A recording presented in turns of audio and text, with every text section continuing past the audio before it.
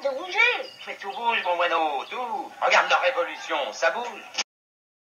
Au début, il est heureux. Après, il se... Comme dans un film, je vole et rentre par la fenêtre. Et dans cette cuisine, qu'y faire? Un gâteau, des mots, des raisins à récolter, ou des métiers du cinéma vous parlez? Sur une belle odeur de salle de cinéma? Nos mots les plus beaux, où sont-ils? Là-bas, sur un écran à nous animer, dans un film rentré. Et si nous cuisinions ensemble les beaux films, faire notre fête du cinéma? Partez avec moi, en balade, dans un champ de films, comptons cette relation magique qui se noue dans la salle de cinéma.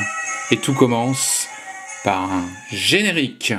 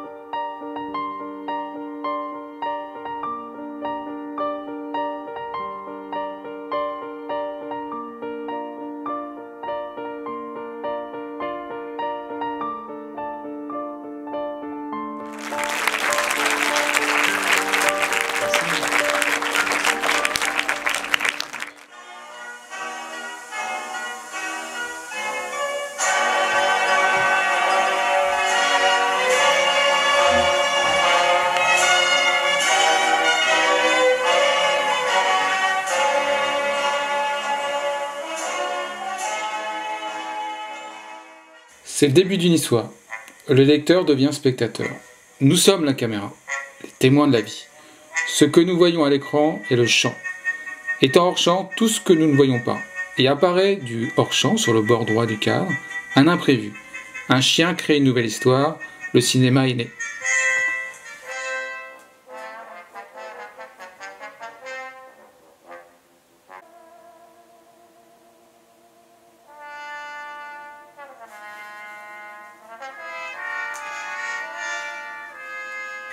Nous sommes là, un peu comme au théâtre, non pas prêts à partir dans la lune, mais à suivre une sorte d'opérette loufoque. Mais Méliès va réussir grâce à une succession d'images, à nous faire vivre le voyage dans la lune, surtout à nous y faire croire. Comment? En une succession de 3 plans, qui donnent du sens à une action extraordinaire. D'abord un plan d'ensemble que vous voyez, suivi d'un fond noir, un deuxième plan sur la lune qui apparaît et qui par un effet s'approche de nous, une sorte de dessin qui s'anime.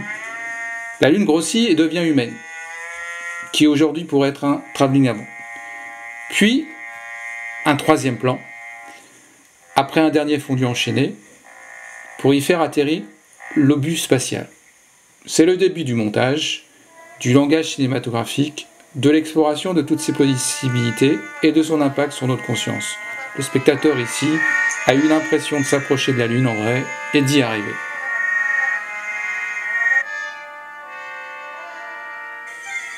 Un plan d'ensemble, un champ qui fait vivre le regard. Avec un premier plan vivant, 2 hommes vont lire une lettre. Et un deuxième plan qui se prépare autour de l'entrée d'une maison dans la profondeur du champ. Première rupture, le spectateur prend la place du lecteur. C'est l'apparition d'un point de vue subjectif.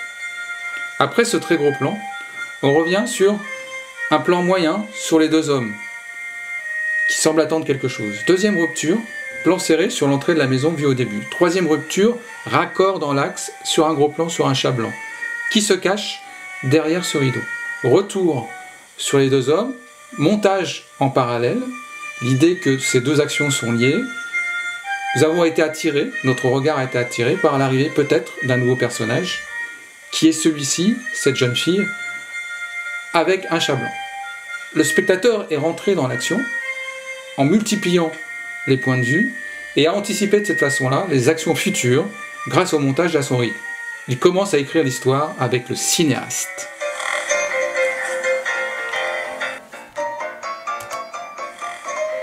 Entre 1895 et 1917, comme vous l'avez perçu dans les extraits précédents, un nouveau langage a pris corps. Et petit à petit, le spectateur a appris à rentrer dans un film, à devenir le vrai acteur du film, à ce qu'on appelle l'empathie. Grâce à ce nouveau langage, le spectateur va donc prendre la place d'un personnage et par procuration vivre ses aventures les plus extraordinaires. Surtout, ressentir les émotions de plus en plus fortement. Avec ici un exemple frappant, le burlesque avec Charlot, que vous découvrez ici.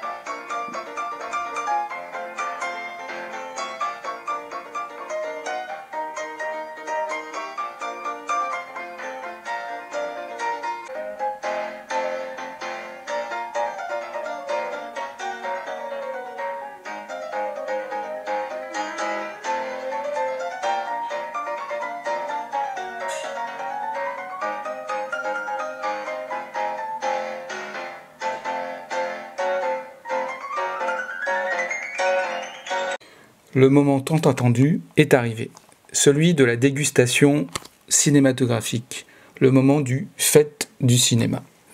Alors le gâteau aujourd'hui, c'est une recette autour de Charlot s'évade et la découverte ou voir comment susciter une émotion et surtout comment transformer une phrase simple de 17 mots, qui est ici écrite malgré des policiers plus nombreux et motivés. Charlot réussit à leur échapper non sans acrobatie et humour.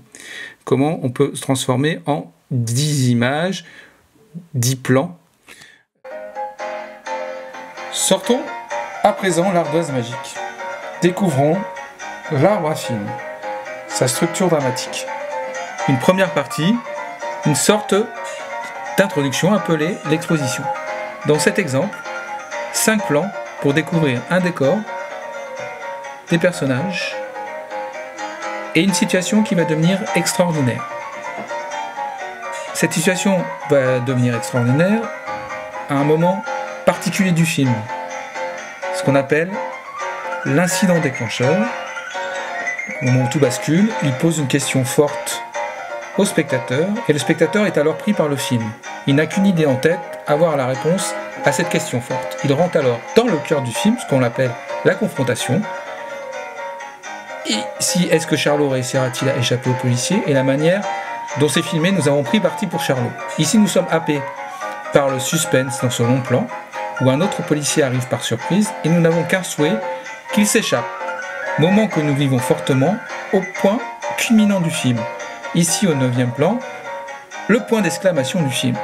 Et nous sommes heureux, au 10e plan, dans la 3e partie du film, lorsque la réussite est actée, la résolution, qui est donc l'acte 3, la séquence 3 du film, en particulier de cet extrait.